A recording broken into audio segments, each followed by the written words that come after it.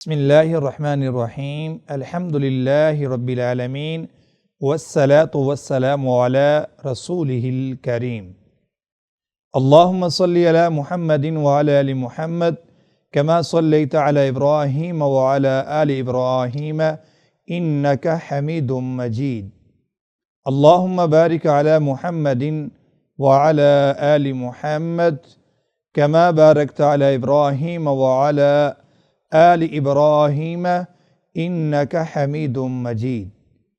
معزز ناظرین کرام، السلام علیکم ورحمۃ اللہ وبرکاتہ۔ میں ہوں آپ کے ساتھ آپ کا میزبان حافظ محمد نعمان طور۔ تو ناظرین کرام، آج ہمیں اسٹوڈیو میں جوائن کیا ہوا ہے اسلامک اسکالر ہیں، موٹیویشنل اسپیکر ہیں اور اپنے خطبات اور دروس سے لوگوں کو مستفید فرماتے رہتے ہیں۔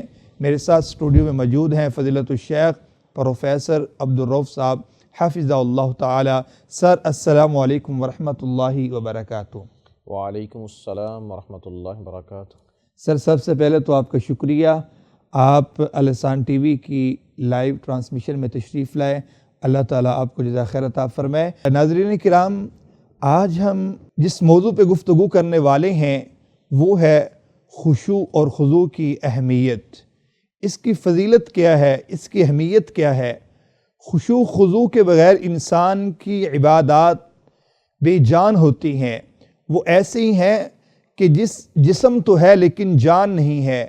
وہ جس عبادت کے اندر خشوع اور خضوع نہ ہو وہ ایسے ہی ہے، آنکھیں ہیں بینائی نہیں ہے، کان ہیں قوت سماعت نہیں ہے، ہاتھ ہے قوت نہیں ہے۔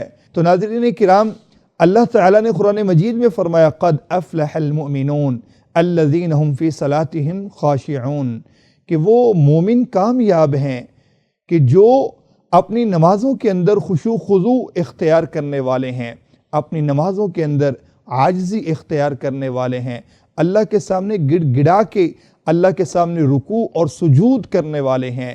تو ناظرین کرام، آج کے اس پروگرام میں ہم اپنے معزز مہمان سے جاننے کی کوشش کریں گے کہ خشوع خضوع کی اہمیت کیا ہے، اس کی فضیلت کیا ہے، اور جس عبادت کے اندر خشوع خضوع نہ ہو اس عبادت کی اللہ کے ہاں ویلیو کیا ہے۔ تو ناظرین کرام، اپنے معزز مہمان کی طرف چلتے ہیں اور جانتے ہیں۔ شیخ محترم، اللہ تعالی نے قرآن مجید کے اندر اور رسول اللہ صلی اللہ علیہ وسلم نے جو خشوع خضوع کے متعلق فرمایا ہے عبادات کے بارے میں، اس کے بارے میں ہماری رہنمائی فرمائیے گا۔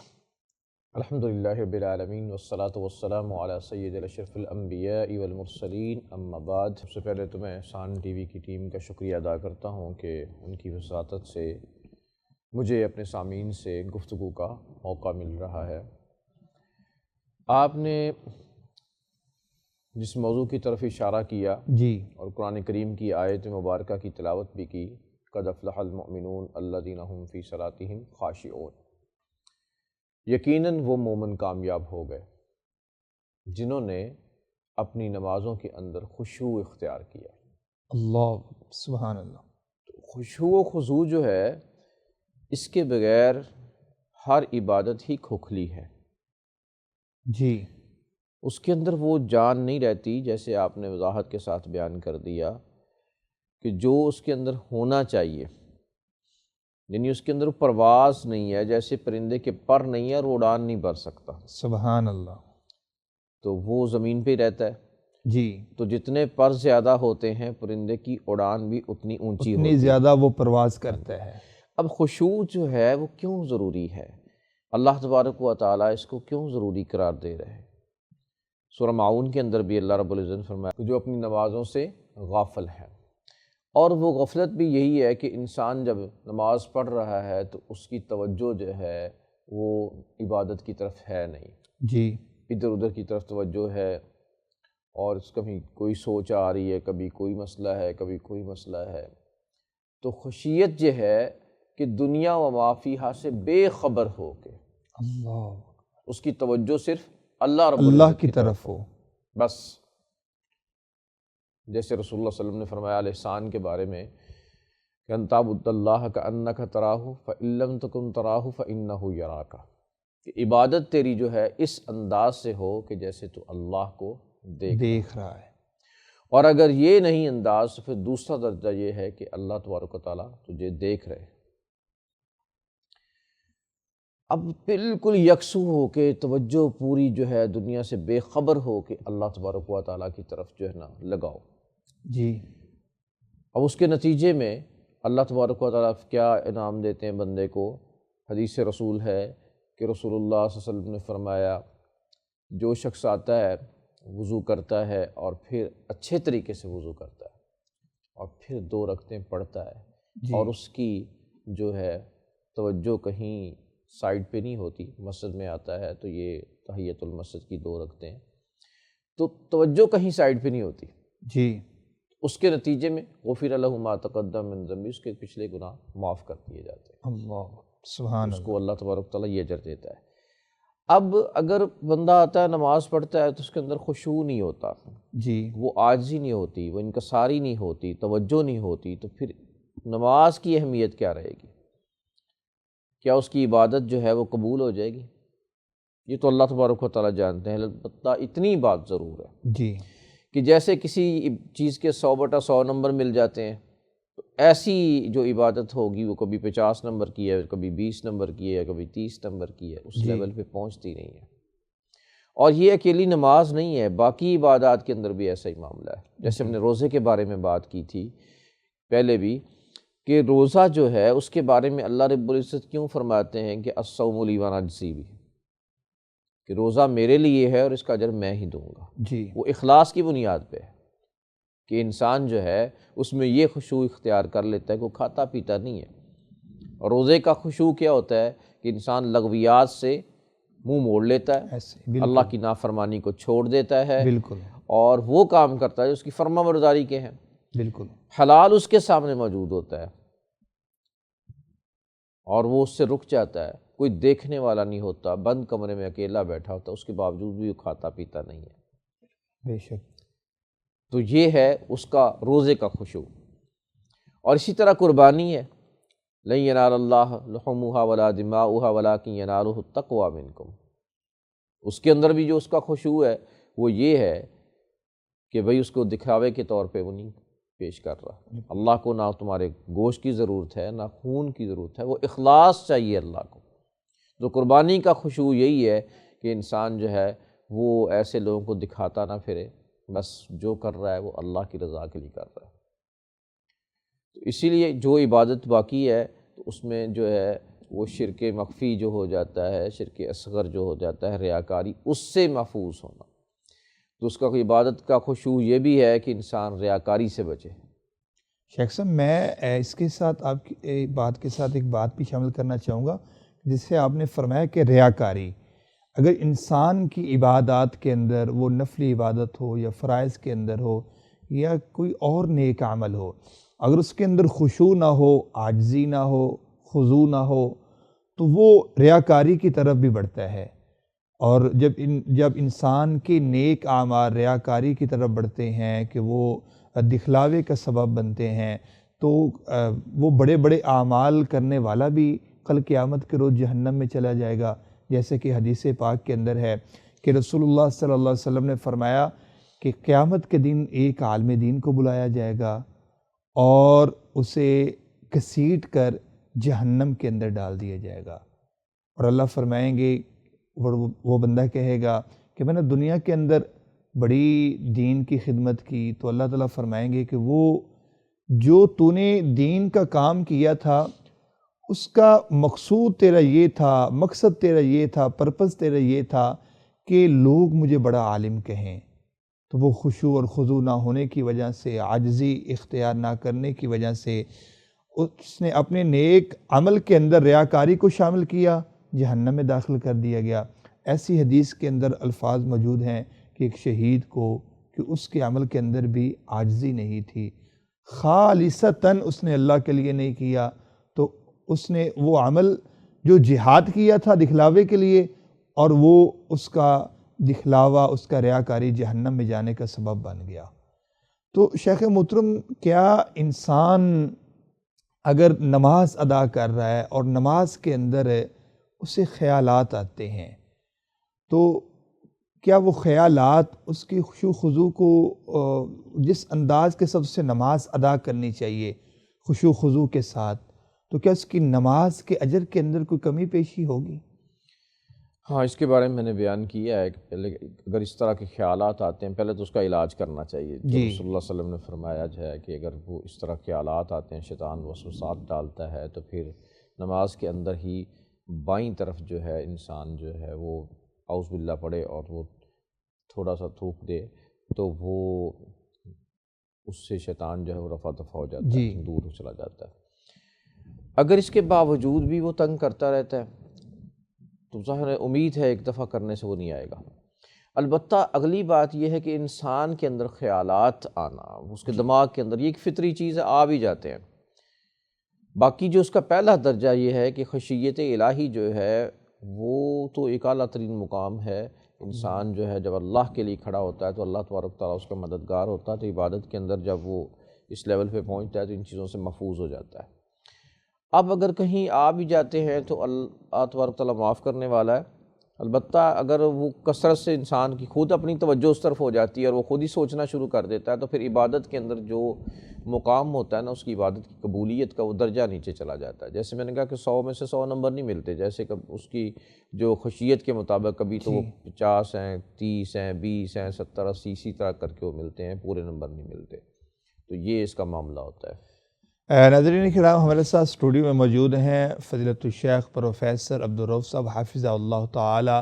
تو ناظرین کرام، آج کا جو ہمارا ٹاپک ہے وہ ہے خشوع خضوع، جو کہ عبادات کی جان ہے، عبادات کی روح ہے، اس کے حوالے سے ہماری رہنمائی فرما رہے ہیں۔ شیخ محترم، اگر ہم عبادت اور بالخصوص نماز تیزی کے ساتھ ادا کریں، جیسے اللہ کے رسول صلی اللہ علیہ وسلم کا جو آپ نے طریقہ بتلایا، جیسے آپ نے نماز پڑھی، آپ کے صحابہ کرام نے نماز پڑھی بڑے سکون کے ساتھ ٹھہر ٹھہر کر، اگر ویسے نماز ادا نہ کریں گے تو ایسی نماز کے بارے میں اللہ کے رسول صلی اللہ علیہ وسلم نے کیا فرمایا؟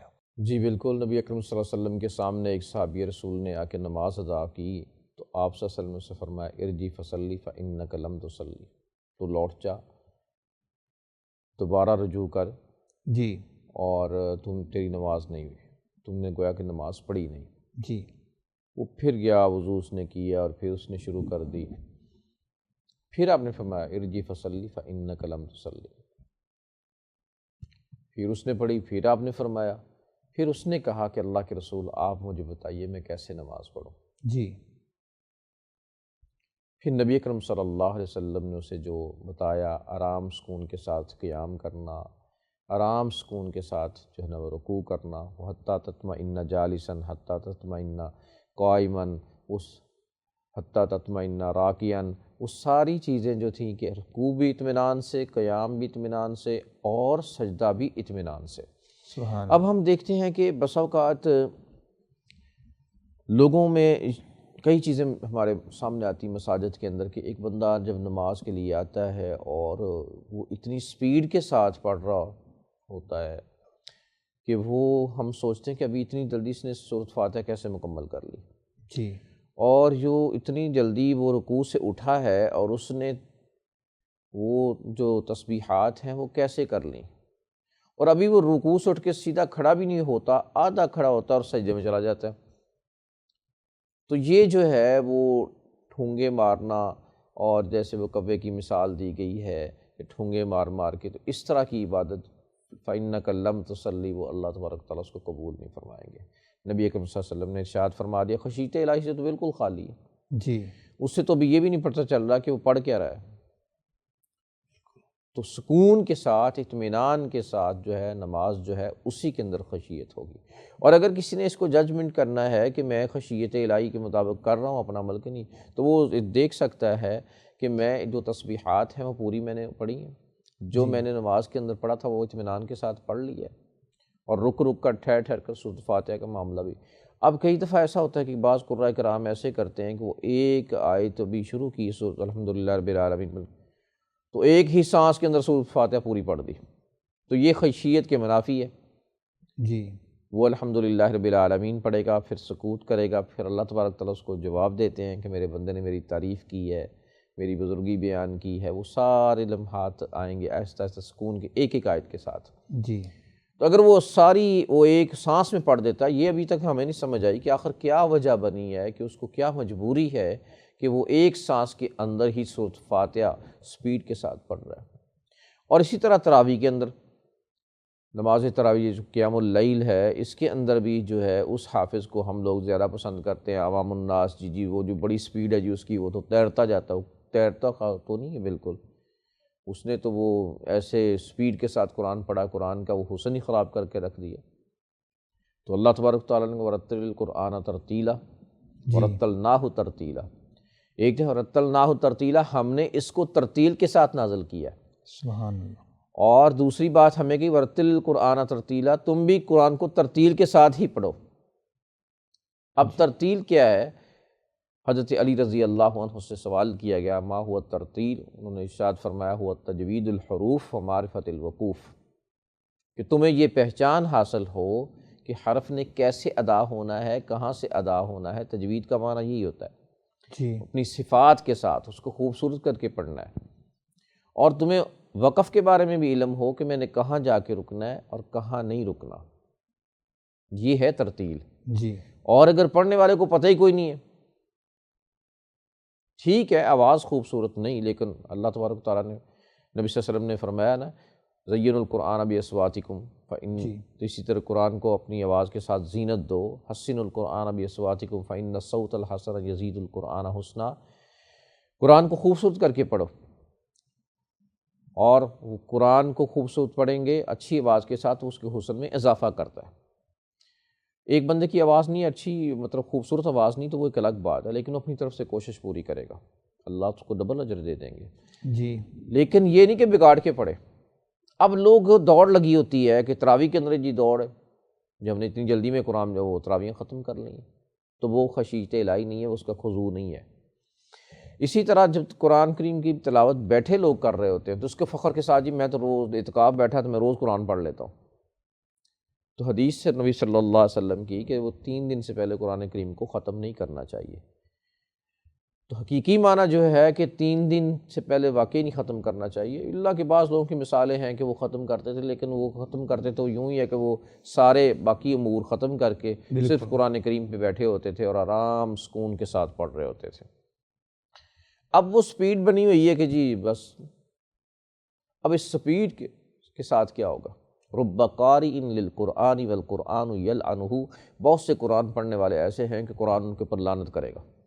استغفر اللہ۔ وہ کس وجہ سے کر رہا ہے؟ کہ اس کے اندر خشوع ہے ہی نہیں، اس نے حسن خراب کر دیا اس کا۔ اسی طرح ہماری نمازیں ہوں گی، اور اگر خراب کر کے پڑھی ہیں تو پھر وہ نمازیں ہمارے لیے وبال جان بن جائے گی۔ ہر وہ عبادت جس کا حسن ہم نے خراب کر دیا، ایک تو وہ قبولیت میں نچلے درجے پہ پہنچ گئی، جی اجر و ثواب نچلے درجے پہ پہنچ گیا، اور اس کے بعد اگر یہ نہیں ہوا تو پھر دوسرا معاملہ یہ ہے کہ وہ ہمارے خلاف کھڑے ہو جائیں گے۔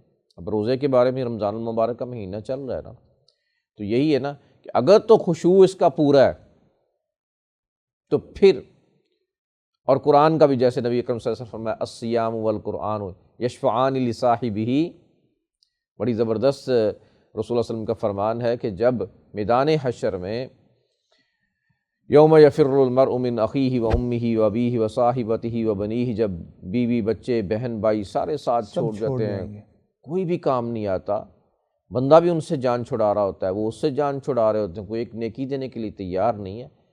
ایسی کیفیت میں کوئی شخص اس کے ساتھ آ کے کھڑا ہو جاتا ہے، اس کو کہتا ہے پریشان ہونے کی ضرورت نہیں ہے۔ ایک اور شخص آ جاتا ہے کہ پریشان ہونے کی ضرورت نہیں، ہم تمہارے ساتھ کھڑے ہیں۔ اور اگر نہ بھی کوئی جان چھڑا رہا ہو تو وہ جو سما ہے حشر کا، وہاں تو ہر بندہ پریشان، رب نفسی رب نفسی، تو وہاں آ کے کوئی کہہ دیتا ہے کہ میں تمہارے ساتھ کھڑا ہوں، تو پوچھے گا تم کون ہو، تم کون ہو؟ تو کہے گا میں روزہ ہوں، میں قرآن ہوں۔ روزہ کہے گا کہ تو نے میرے ساتھ بڑا اچھا سلوک کیا تھا، پورا حق ادا کر دیا تھا، جی تو وہ خشیت الہی تھی۔ قرآن بھی کہے گا کہ آج ہم تمہارے سفارشی ہیں۔ تو عبادت کے اندر جو ہے خشوع بہت ضروری ہے، وگرنہ یہ ہے کہ ہم 50 سال عبادت کرتے رہے، 100 سال عبادت کرتے رہے، جب ہمیں دیکھا کہ ہماری عبادت جو ہے وہ تو بالکل ایسے چھوٹی سی ایک ڈھیری سی لگی ہوئی ہے۔ شیخ صاحب، کون سے ایسے اعمال ہیں کہ جن کو اپنانے کی وجہ سے آج ہمارے دل سخت ہو چکے ہیں، اور جس خشوع خضوع کا قرآن و حدیث میں اللہ اور اس کے رسول صلی اللہ علیہ وسلم نے ذکر کیا ہے، آج وہ نظر نہیں آتا؟ ایک میں اس کا جواب دیتا ہوں بعد میں، میرے اس ذہن میں بھی مثال آئی تھی جی جی کہ جیسے میں نے کہا وہ چھوٹا سا ڈھیر لگا ہوا ہے عبادت کا، ہم کہیں گے 100 سال ہماری عبادت تھی، لیکن یہ کہاں نظر نہیں آ رہی، تو وہ کھوکھلی بیکار قسم کی ہمارے سامنے پڑی ہوگی۔ وہ جی میں تو قرآن روز کا پڑھ دیتا تھا، بالکل، لیکن کہاں ہے وہ، نظر ہی نہیں آ رہا۔ وہ میرے 100 نفل پڑھ دیتا تھا، کہاں ہے، ابھی نظر نہیں آتے، سپیڈ تمہاری اتنی تھی۔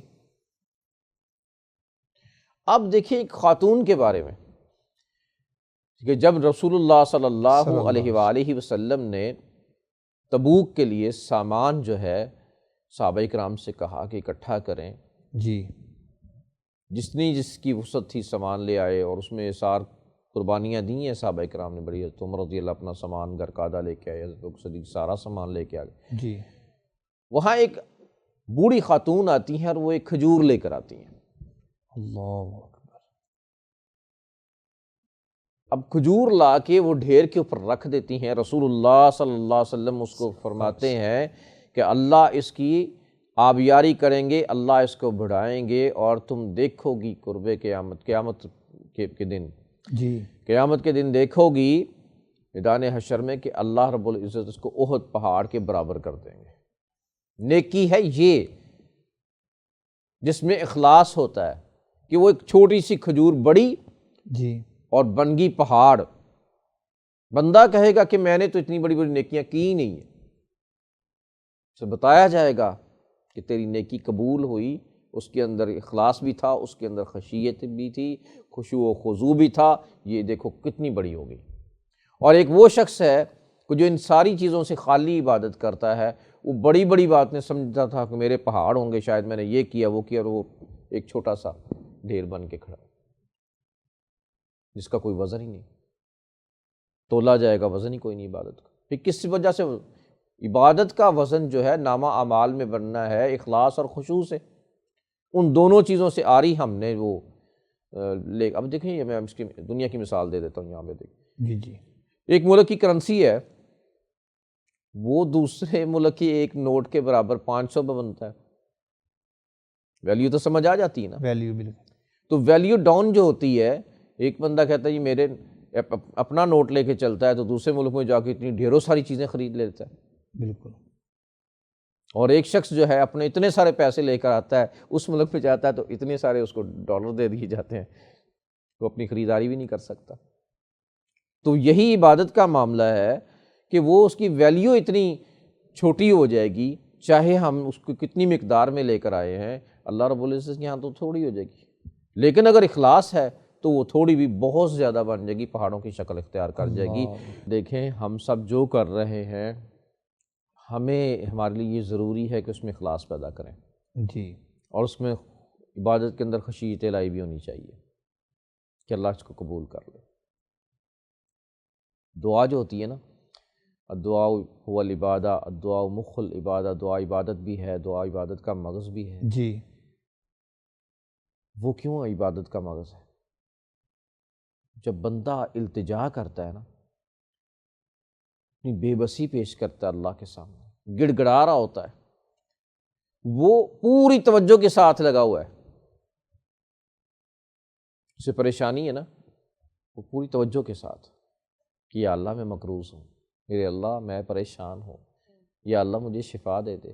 اب مریض کی حالت کیسی ہوتی ہے؟ وہ لگا ہوتا ہے، بالکل، وہ جو انداز ہے جس کے اندر اس کی پوری توجہ ہوتی ہے، اسی وجہ سے وہ دعا جو ہے اس کی ضروریات تھیں، اللہ تعالیٰ نے اس کو عبادت بنا دی ہے، وہ عبادت کے درجے پہ پہنچ گئی، اور عبادتوں میں سے بہترین عبادت بن گئی۔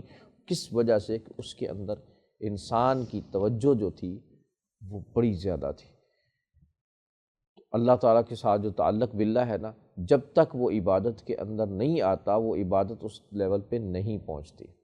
اب ہم قرآن کریم کی تلاوت کرتے ہیں، جی بھئی رک رک کے کر لیں، سکون کے ساتھ پڑھ لیں، اطمینان کے ساتھ پڑھ لیں، کہیں ایسا نہ ہو کہ آپ 10 قرآن کہیں جی میں نے اعتکاف میں ختم کر دیے ہیں، میں نے جو رمضان میں 30 قرآن ختم کیے ہیں، لیکن اس کی ویلیو کوئی نہ ہو۔ اس سے بہتر ہے کہ آپ تھوڑا پڑھیں لیکن وہ پڑھیں جو اللہ کو پسند آئے۔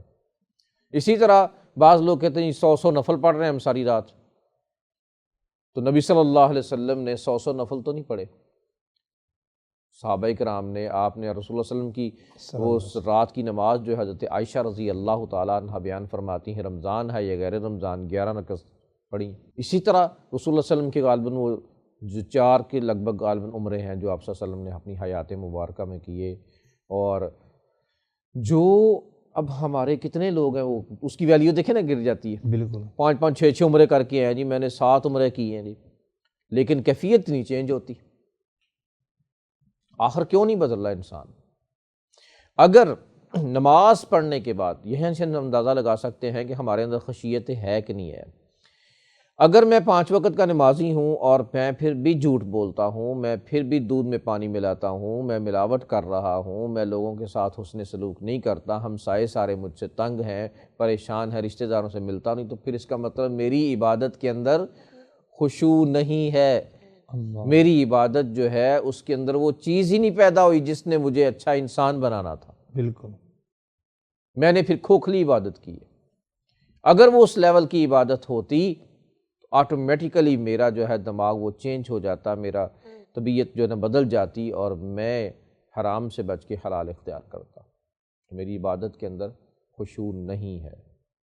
خشوع ہے، خشیت الہی انسان کو ہر برائی سے بچا لیتی ہے، اور اسے فکر لگی رہتی ہے کہ میری عبادت کہیں ضائع نہ ہو جائے، اللہ تبارک تعالیٰ میرے اعمال کو ضائع نہ کر دے۔ تو اللہ تبارک و تعالیٰ جو ہے یہ خشیت یہ ہمیں نصیب فرمائے۔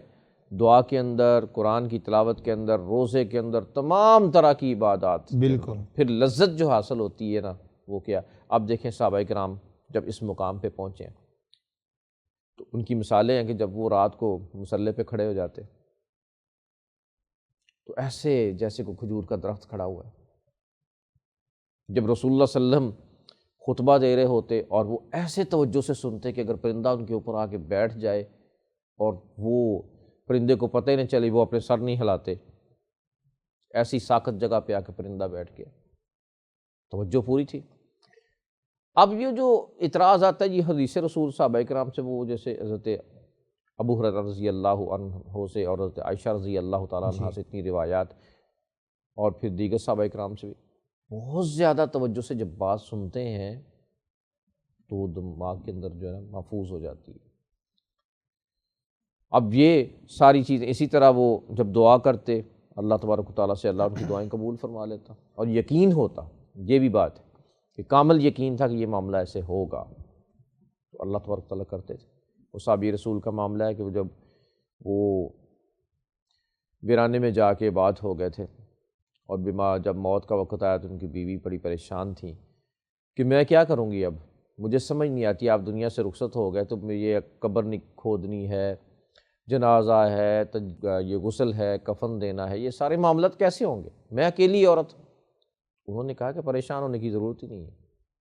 نبی مکرم صلی اللہ علیہ وسلم نے ارشاد فرمایا تھا، ہم 4 لوگ بیٹھے ہوئے تھے، تو آپ نے فرمایا تم میں سے ایک شخص وہ ہے جو شہر میں نہیں کہیں ویرانے پہ فوت ہوگا، اور اللہ تبارک تعالیٰ پھر لوگوں کو بھیجیں گے وہاں پہ، وہ آئیں گے، وہ اس کا جنازہ پڑھائیں گے، تجہیز و تکفین کریں گے، دفن کریں گے، جی، تو مجھے اس کی کوئی پریشانی نہیں ہے، لوگ آ جائیں گے خود ہی، کیونکہ اللہ کے رسول نے کہا ہے، وہ بات جھوٹی نہیں ہو سکتی۔ پھر یہ ہوا کہ ادھر ان کی وفات ہوئی، ایک اور صحابی رسول وہ رستہ بھول کے، ان کے ساتھ کچھ لوگ تھے قافلے کی شکل میں، وہاں پہنچے اور انہوں نے پھر ان کو دفن کیا، ان کو جنازہ پڑھایا تھا، کفن دیا، سارے معاملات ہوئے۔ بات یہ ہے کہ رسول اللہ صلی اللہ علیہ وسلم نے فرما دیا۔ اب صحابی نے کہا کہ نہیں، اللہ کے رسول نے فرمایا نا تو ایسے ہی ہوگا، پریشان ہونے کی ضرورت نہیں ہے۔ سبحان اللہ۔ نبی صلی اللہ علیہ وسلم ہمیں فرما دیں ان الرزق یطلب الرجل کما یطلب اجلہ، رزق بندے کو ایسے تلاش کر لیتا ہے جیسے موت تلاش کر لیتی ہے۔ اور موت کیا ہے؟ اِنَّ أَجَلَ اللَّهِ إِذَا جَاءَ لَا يُؤَخَّرُ، جب آتی تو تاخیر ہوتی نہیں۔ وَلَوْ كُنتُمْ فِي بُرُوجٍ مُشَيَّدَةٍ، اتنے مضبوط قسم کے قلعوں کے اندر بند بنے ہوں اور مضبوط ستون ہوں، اس کے اندر بھی آ کر رہے گی۔ لیکن اس کے باوجود ہمیں کیوں یقین نہیں آتا کہ حلال اختیار کرنے سے انشاءاللہ ہمارا سارا کاروبار بھی چلے گا، سب کچھ ٹھیک ہوگا، کوئی پریشانی نہیں ہے، انشاءاللہ العزیز جو ہے وہ ہم حلال کے ساتھ ہی جئیں گے؟ وہ کیوں ہے کہ صحابی کو تو یقین ہے۔ تو اس بات پہ کہ جو انسان جو ہے، اب یہ نیکی کے بارے میں، یہ جو قرآن کریم کی ہم تلاوت کرتے ہیں تو ایک حرف کی 10 نیکیاں، دوسرے حرف کی وہ نبی صلی اللہ علیہ وسلم نے مثال دی، الف لام میم جو ہے اس کی 30 نیکیاں ملتی ہیں۔ تو یہ پورے محبت کے ساتھ، شوق کے ساتھ پڑھیں، یہ اتنی نیکیاں جو ہیں یہ کافی ہماری نجات کے لیے، اگر ہم پورے خشیت الہی کے ساتھ پڑھیں۔ اور پھر فائدہ کیا ہوگا قرآن کریم کا بھی، کہ اکیلا یہ نہیں کہ نیکیاں مل جائیں گی، اور ہر نیک عمل، قرآن کریم بھی اور نیک عمل بھی جو ہمارا ایکسیپٹیبل اللہ تعالیٰ کے ہاں، وہ قبر میں بھی ہمارا ساتھ نہیں چھوڑتا۔ وہ مثال سورۃ جو ہے آل عمران، سورۃ البقرہ جو ہے یہ 7 دن تک عذاب روکنی ہے، سورۃ ملک جو ہے وہ ہمیشہ کے لیے قبر کا عذاب روک لیتی ہے، بندے کو اپنے لپیٹ لیتی، جیسی مرغی چوزوں کو لپیٹ لیتی ہے تو محفوظ کر لیتی ہے، اور وہ قبر کا عذاب نہیں ہونے دیتی۔ اور انسان کا نیک عمل جو ہے وہ قبر کے اندر وہ اسے جو ہے پریشان نہیں ہونے دیتا۔ نیک عمل انسانی شکل بن کے اس کو حشر میں لے کے چلا جاتا ہے، نیک عمل اس کے ساتھ کھڑا ہے ہر وقت۔ جی بہت شکریہ۔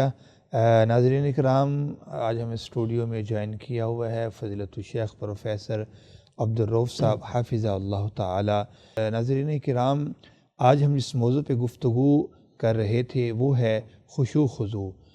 خشوع خضوع ہمیں اپنے عبادات کے اندر شامل کرنا چاہیے، اور بالخصوص نماز کے اندر جس عاجزی کے ساتھ نماز اللہ کے رسول صلی اللہ علیہ وسلم نے اور صحابہ کرام نے ادا کی، ویسے ہی ہمیں بھی نماز ادا کرنی چاہیے۔ ناظرین کرام، مجھے اجازت دیجیے۔ السلام علیکم ورحمۃ اللہ وبرکاتہ۔